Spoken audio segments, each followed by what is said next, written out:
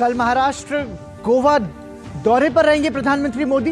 PM नमो शेतकारी महासम्मान निधि योजना का करेंगे शुभारंभ। 86 लाख से अधिक किसानों को होगा लाभ।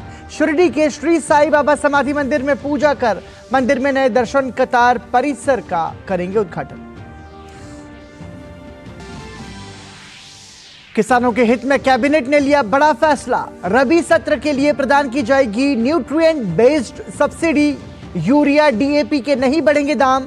अंतर्राष्ट्रीय बाजार में बढ़ती हुई कीमत का देश के किसानों पर नहीं पड़ेगा असर।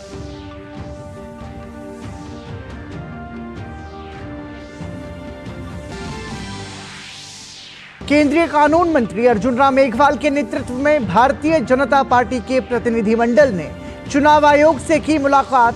भाजपा नेताओं ने 20 अक्टूबर को राजस्थान में प्रियंका गांधी के दिए बयान पर जताई आपत्ति। आचार संहिता के उल्लंघन मामले में सख्त कार्रवाई की मांग। सवाल के बदले रिश्वत मामला। महुआ मोइत्रा के खिलाफ आरोप पर लोकसभा एथिक्स कमेटी की बैठक कल। केंद्रीय आईटी मंत्री अश्विनी वैष्णव ने दिया आश्वासन, एनआईसी पूरी जांच में देगा सहयोग। भाजपा सांसद निशिकांत दुबे ने टीएमसी सांसद से फिर पूछे तीखे सवाल। 5 राज्यों में चुनावी सरगर्मियां तेज। मध्य प्रदेश के नरसिंहपुर से भाजपा प्रत्याशी प्रहलाद पटेल ने किया नामांकन। भाजपा छत्तीसगढ़ के लिए 4 उम्मीदवारों की एक और सूची जारी। वहीं कांग्रेस ने मध्य प्रदेश चुनाव में उम्मीदवारों के नाम को लेकर चल रही नाराजगी के बीच 4 विधानसभा क्षेत्रों के बदले उम्मीदवार। लगातार 19वें दिन भी जारी है इजरायल हमास संघर्ष। इजरायली सेना ने घुसपैठ का प्रयास कर रहे हमास आतंकियों को मार गिराने का किया दावा। ईंधन खत्म होने की वजह से गाजा के अस्पतालों में आपात सेवाएं छोड़कर सभी कामकाज बंद। लेबनानी संगठन हिजबुल्लाह के प्रमुख की हमास के नेतृत्व से मुलाकात। और चीन में चल रहे पैरा एशियाई खेलों में भारत का शानदार प्रदर्शन जारी। भाला फेंक स्पर्धा में सुमित अंतिल, हने और सुंदर सिंह गुर्जर ने जीता स्वर्ण पदक। वहीं राजू रक्षिता और अंकुर धामा ने दौड़ में जीते गोल्ड।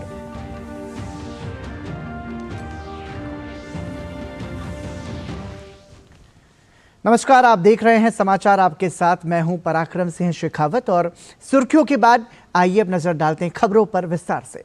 प्रधानमंत्री नरेंद्र मोदी कल महाराष्ट्र और गोवा का दौरा करेंगे। प्रधानमंत्री महाराष्ट्र के अहमदनगर जिले के शिरडी में श्री साई बाबा समाधि मंदिर में पूजा और दर्शन करेंगे। वो मंदिर में नए दर्शन कतार परिसर का भी उद्घाटन करेंगे। साथ ही प्रधानमंत्री नीलवंडे बांध का जल पूजन करेंगे और बांध के एक नहर नेटवर्क को राष्ट्र को समर्पित करेंगे। प्रधानमंत्री शिरडी में एक सार्वजनिक कार्यक्रम में भी भाग लेंगे, जहां स्वास्थ्य, रेल, सड़क और तेल जैसे क्षेत्रों में लगभग 7500 करोड़ रुपयों की कई विकास परियोजनाओं का उद्घाटन और शिलान्यास करेंगे। प्रधानमंत्री मोदी गोवा में 37वें राष्ट्रीय खेलों का उद्घाटन भी करेंगे। शुभारंभ समारोह पंडित जवाहरलाल नेहरू स्टेडियम मडगांव में होगा। प्रधानमंत्री मोदी खेलों में भाग लेने वाले खिलाड़ियों को भी संबोधित करेंगे। गोवा में राष्ट्रीय खेल पहली बार आयोजित हो रहे हैं। ये खेल 26 अक्टूबर से 9 नवंबर तक होंगे। देश भर से 10,000 से अधिक एथलीट 28 स्थानों पर 43 से अधिक खेल विधाओं में प्रतिस्पर्धा करेंगे।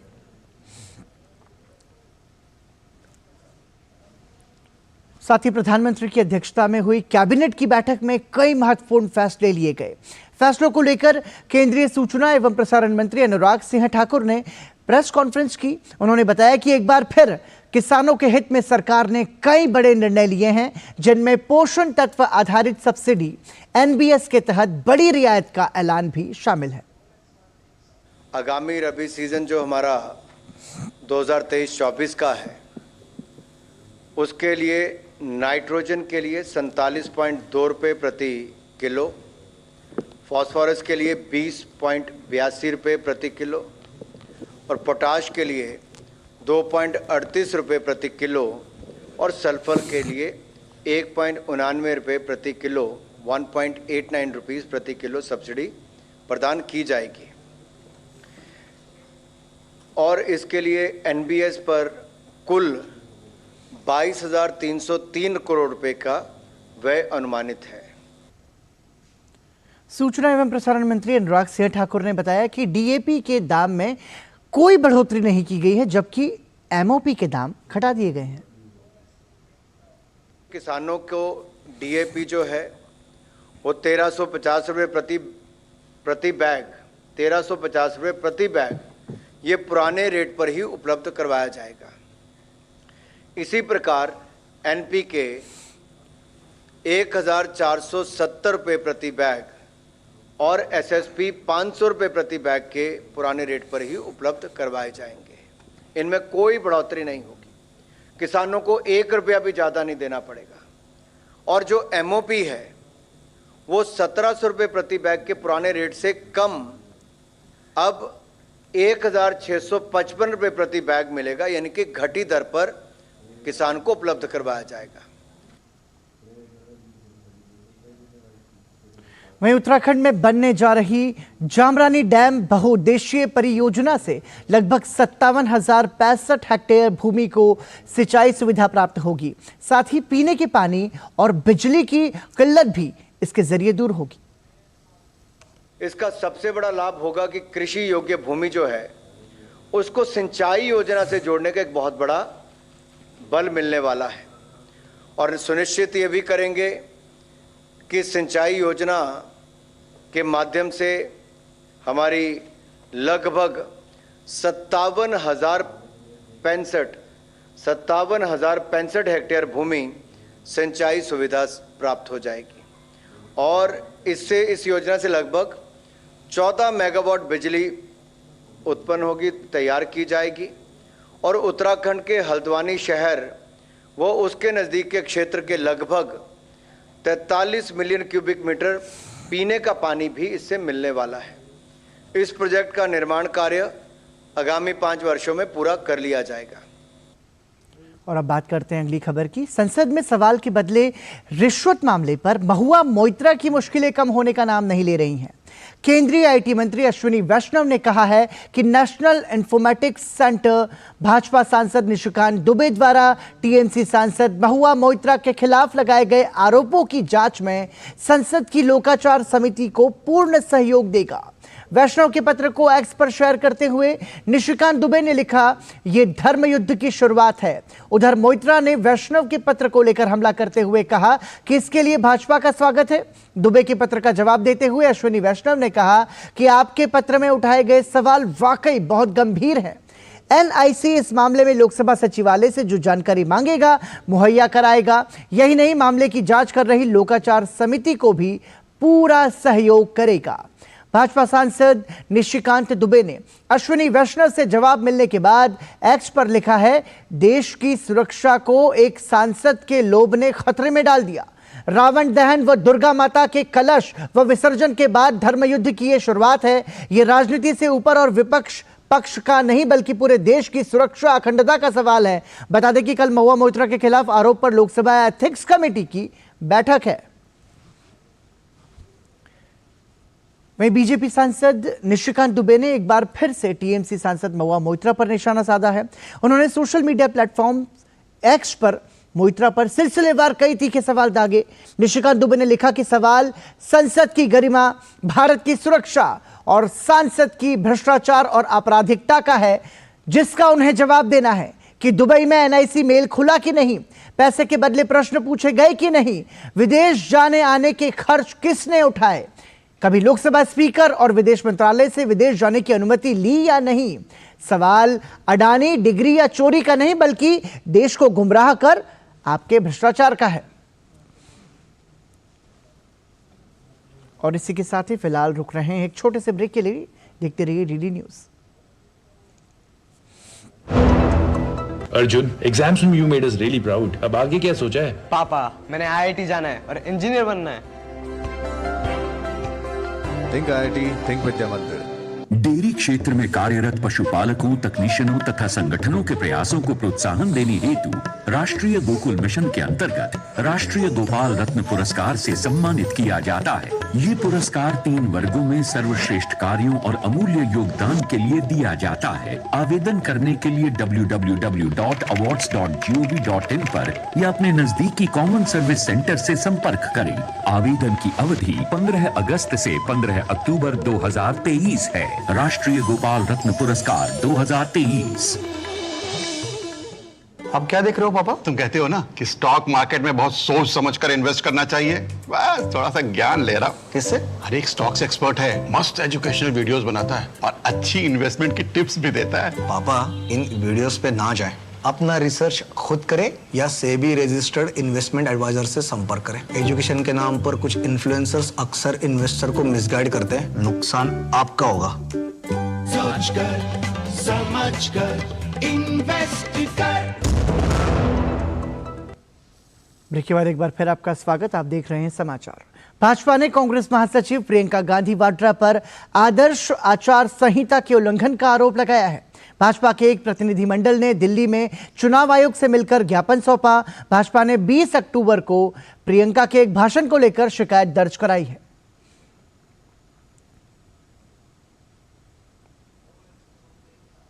She is trying to rake up something which is non-existent, which is a fake piece of news, and she's putting it through religious sentiment into the political discourse at a time when the model code of conduct is operational.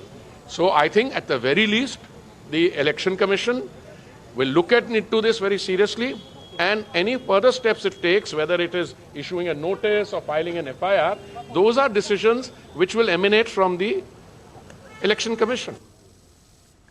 Bhajpa ने राजस्थान में कानून व्यवस्था को लेकर अशोक गहलोत सरकार की नाकामी की आलोचना की है। भाजपा के राष्ट्रीय प्रवक्ता संबित पात्रा ने भरतपुर के एक बयान में कहा कि एक युवक को सरेआम ट्रैक्टर से कुचलकर मार दिए जाने का मामला उन्होंने संज्ञान में लाया। एक पत्रकार वार्ता में संबित पात्रा ने कहा कि प्रियंका गांधी को उस गांव में जाना चाहिए जहां ये घटना हुई, ताकि पता चले कि वो केवल बयानबाजी नहीं करती है। ये जो हृदय विदारक दृश्य है भरतपुर का, हत्या हो रही है, सरेआम हत्या हो रही है, उसकी रिकॉर्डिंग हमारे सामने। ये लड़ाई कोई आज की नहीं है, अनेक वर्षों की 2 परिवारों के बीच लड़ाई, पुलिस में कंप्लेंट, उसके बावजूद हत्या। प्रियंका वाड्रा पहले उस गांव में जाए। वहीं भाजपा प्रवक्ता संबित पात्रा ने कांग्रेस पर तुष्टीकरण का आरोप भी लगाया। उन्होंने कांग्रेस द्वारा खालिस्तान और हमास का समर्थन करने पर सवाल उठाए।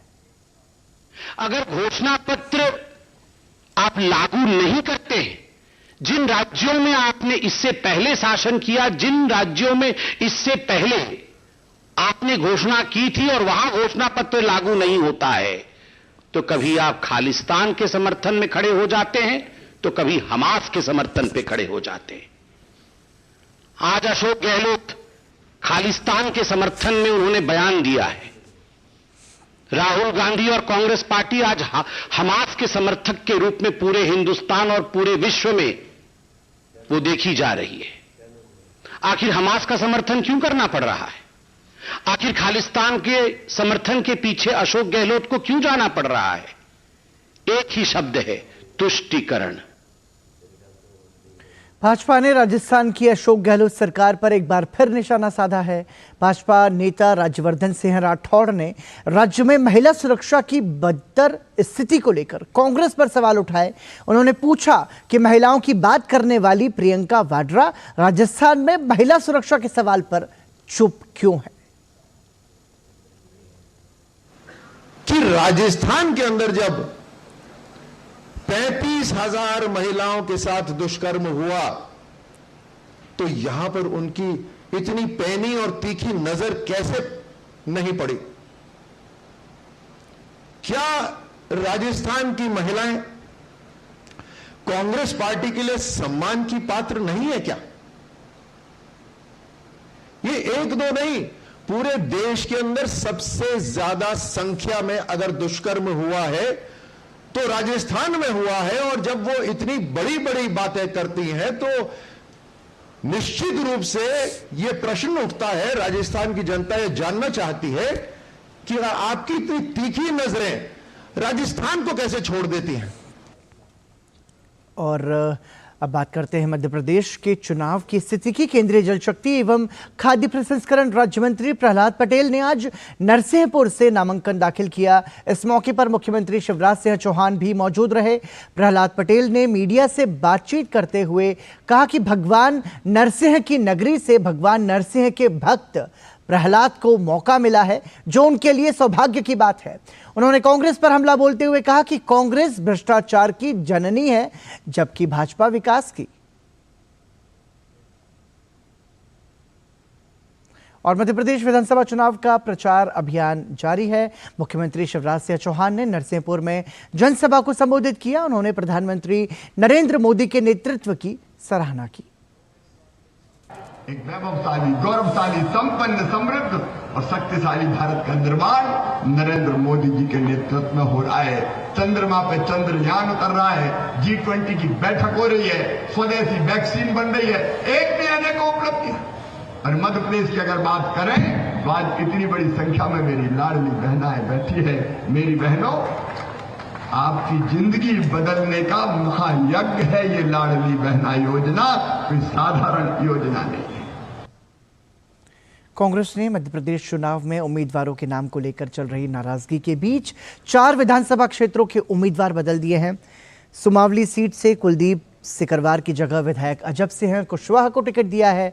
पिपरिया से गुरचरण की जगह वीरेंद्र बेलवंशी को, जबकि बड़नगर से राजेंद्र सिंह सोलंकी की जगह वापस विधायक मुरली मोरवाल को मैदान में उतारा है। बात करें जावरा सीट की तो यहां से हिम्मत श्रीमाल की जगह वीरेंद्र सोलंकी को मौका दिया गया है। वहीं भाजपा ने छत्तीसगढ़ के लिए 4 उम्मीदवारों की एक और सूची जारी की। अंबिकापुरी से राजेश अग्रवाल, बेलत्रा से सुशांत शुक्ला, कसडोल से धनीराम धीवर, बेमेतरा से दीपेश साहू को उम्मीदवार बनाया गया है।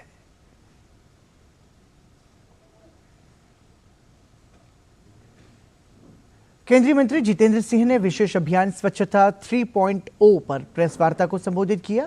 उन्होंने कहा कि साफ सफाई को लेकर लोगों में जागरूकता बढ़ी है। केंद्रीय मंत्री ने कहा कि प्रधानमंत्री नरेंद्र मोदी ने महिलाओं को सुविधा, स्वास्थ्य और सम्मान प्रदान किया है। सुविधा, स्वास्थ्य और सम्मान, तीनों चीजें एक साथ महिलाओं को देने का कार्य प्रधानमंत्री के आह्वान से हुआ। सुविधा भी थी, सम्मान भी था और स्वास्थ्य, because many of particularly the girl children refrained from going to school, or the parents forbidden them because the lack of toilet facility, which led to number of infections, etc. केंद्रीय मंत्री जितेंद्र सिंह ने इस बात पर जोर दिया कि स्वच्छता के लिए वैज्ञानिक तरीके से काम करने की भी जरूरत है, जिसमें आर्टिफिशियल इंटेलिजेंस की महत्वपूर्ण भूमिका होगी। The trinity of AI plus robo plus drone.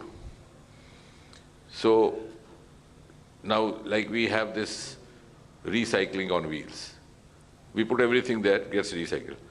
Now we can have an artificial intelligence driven module which will segregate the solid waste and the liquid waste. Then we have the robo which would carry this and load it on the drone, respective drones. One for the liquid waste, other for the solid. And then the drone would automatically fly and carry it to the respective place. स्वच्छता अभियान की उपलब्धियों को लेकर हमारे संवाददाता शैलेंद्र मिश्र ने केंद्रीय मंत्री जितेंद्र सिंह से विशेष बातचीत की। केंद्रीय मंत्री डॉक्टर जितेंद्र सिंह हमारे साथ हैं। सर, स्वच्छता अभियान चल रहा है 3.0, अभी तक क्या प्रगति हुई है? नहीं, जैसा कि आपको स्मरण होगा कि ये स्वच्छता का अभियान प्रारंभ हुआ था जब प्रधानमंत्री मोदी जी ने आह्वान किया था सन 2014 में। सरकार बनने के तुरंत बाद जो उनका पहला संबोधन था स्वतंत्रता दिवस के अवसर पर, और उसके तहत हमने गांधी जी की जयंती को लेकर प्रति वर्ष अक्टूबर मास में एक स्पेशल कैंपेन करने का निर्णय लिया गया।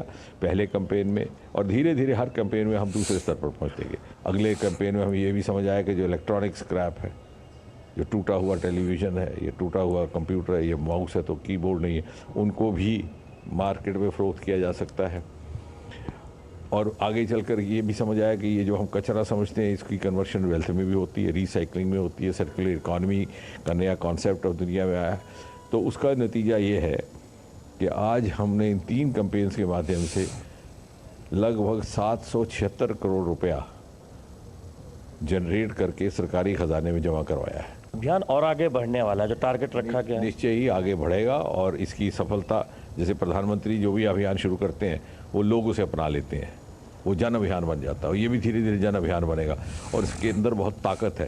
ताकत ये कि एक तो हमारे स्वभाव में ये परिवर्तन लाएगा जो हमारे स्वास्थ्य के लिए और हमारे जीवन को और अधिक सरल बनाने में लाभदायक रहेगा, और साथ ही साथ हमें यह एहसास कराएगा कि कोई भी चीज़ आज कचरा कहने लायक नहीं है। जिसको हम कचरा कहते हैं वास्तव में इसमें भी संपत्ति छिपी है, और उसको लेकर के भी हमारे विज्ञान प्रौद्योगिकीकरण विभाग और मंत्रालय ने कार्य शुरू किया है। रीसाइक्लिंग ऑन व्हील्स नाम का एक वाहन हमने लॉन्च किया इसी मास में, जिसमें आप हर तरह का प्लास्टिक इत्यादि छोड़े और रॉ मटेरियल निकल करके आता है। इस प्रकार से मुझे लगता है एक नई जागरूकता, एक नई संस्कृति का जन्म समाज में होने वाला है। कचरे से वेल्थ का जो कॉन्सेप्ट आगे बढ़ा है, और अब वैज्ञानिक सोच के साथ किस तरह से इस अभियान पर आगे बढ़ा जा सकता है, उस पर काम हो रहा है। हमारे पास इस प्रकार की आधुनिक टेक्नोलॉजी अवेलेबल है कि आर्टिफिशियल इंटेलिजेंस, ड्रोन और रोबोट्स के माध्यम से अगर हम तीनों चीज़ों को इस्तेमाल में लाएँ तो किसी भी वस्तु को, जैसे आप कचरा समझ करके फेंकने की आपके अंदर धारणा है, अगर वो कचरा ना रह करके वो संपत्ति बन सकता है। बहुत बहुत धन्यवाद। केंद्रीय मंत्री डॉक्टर जितेंद्र सिंह का कहना है कि कचरा समझ के फेंकना नहीं है, कचरे से वेस्ट बनता है। कचरे से हमने देखा है कि बहुत कमाई हो रही है और वैज्ञानिक सोच के साथ इस स्वच्छता अभियान को आगे बढ़ाया जा रहा है। शैलेंद्र मिश्र, डीडी न्यूज़, दिल्ली। और इसी के साथ ही समाचार में रुक रहे हैं एक छोटे से ब्रेक के लिए। देखते रहिए डीडी न्यूज़।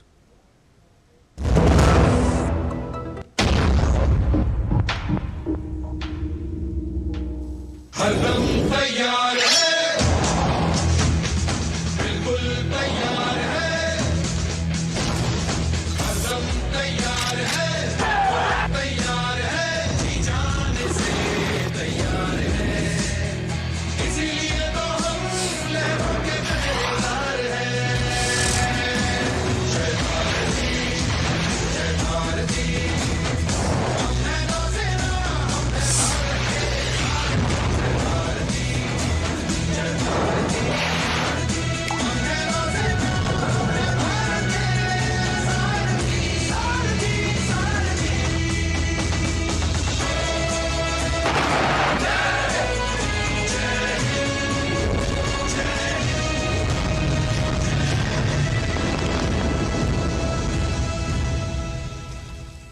तुम्हें पता है इन्वेस्टर्स के लिए एक इन्वेस्टर प्रोटेक्शन फंड होता है, IPF। लेकिन अगर तुम्हारा ट्रेड एक्सचेंज पर एग्जीक्यूट नहीं हुआ या फिर कोई गारंटीड रिटर्न्स वाली स्कीम है तो ये IPF आपकी मदद नहीं कर सकता है। और अगर आपका ब्रोकर ही डिफॉल्टर बन जाए तो फिर IPF आपको कॉम्पेंसेशन दिला सकता है। कहां से सीखा? NSE की साइट पर। सोच कर, समझ कर, इन्वेस्ट कर। एक बार फिर आपका स्वागत। आप देख रहे हैं समाचार। बात करते हैं कुछ और महत्वपूर्ण खबरों की। प्रधानमंत्री नरेंद्र मोदी ने कार्यक्रम मन की बात में सोनीपत के गांव अटेरना निवासी कंवल सिंह चौहान के संघर्ष की जमकर तारीफ की। कंवल सिंह चौहान गांव अटेरना को बेबी कॉर्न फसल के लिए अंतर्राष्ट्रीय स्तर पर पहचान दिला चुके हैं। 2019 में पद्मश्री सम्मान प्राप्त कर चुके कंवल सिंह चौहान का कहना है कि प्रधानमंत्री नरेंद्र मोदी द्वारा मन की बात में उनका नाम लेने के बाद उनमें उत्साह बढ़ा है और जीवन में बड़ा परिवर्तन आया है। आज गांव अटेरना में 4-5 फूड प्रोसेसिंग इंडस्ट्रीज हैं जिसमें किसान अपना माल लाकर बेचते हैं। आमदनी बढ़ने से किसानों का जीवन स्तर काफी सुधर गया है।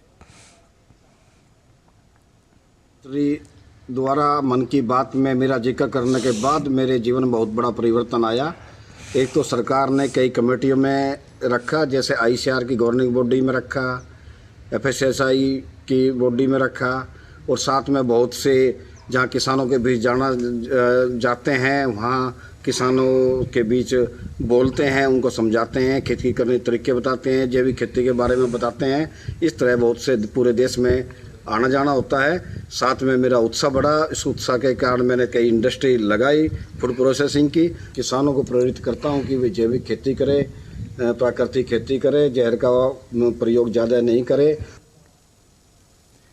और इसी के साथ ही समाचार में अभी के लिए इतना ही, लेकिन डीडी न्यूज़ पर खबरों का सफर लगातार जारी है। देखते रहिए डीडी न्यूज़। नमस्कार।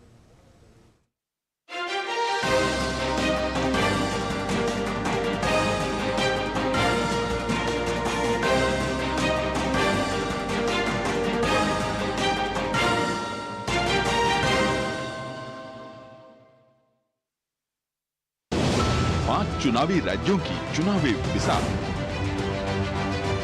छत्तीसगढ़, मध्य प्रदेश, राजस्थान, तेलंगाना, मिजोरम का सियासी घमासान। किस राज्य में किसकी बनेगी सरकार? क्या है राजनीतिक दलों के दावे और क्या है उनकी हकीकत? हर राज्य की चुनावी खबर और जनता के मुद्दे। होगा चुनाव से जुड़ी हर खबर का अपडेट। देखिए जनादेश, सोमवार से शुक्रवार हर शाम 7 बजे सिर्फ डीडी न्यूज़ पर।